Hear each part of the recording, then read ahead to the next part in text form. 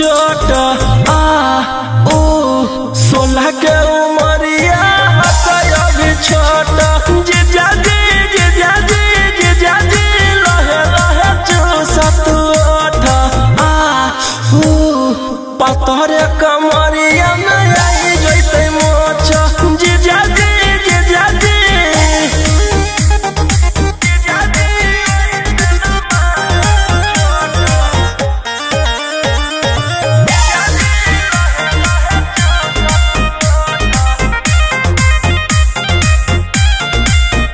तू तभी सबर सके जवान जी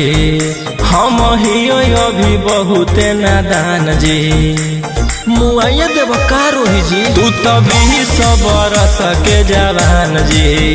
हम ही अभी बहुते नादान जी छोड़ द जीजा जी अभी सहत न लौट सामान जी जीजा जी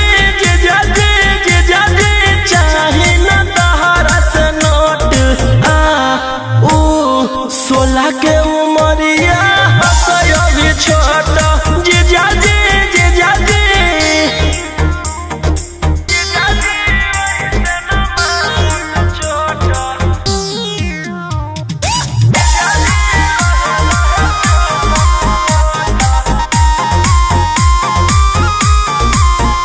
मानवतिया हमारा तू रोही जी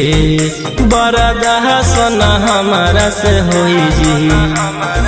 और रोही दी मानवतिया हमारा तू रोही जी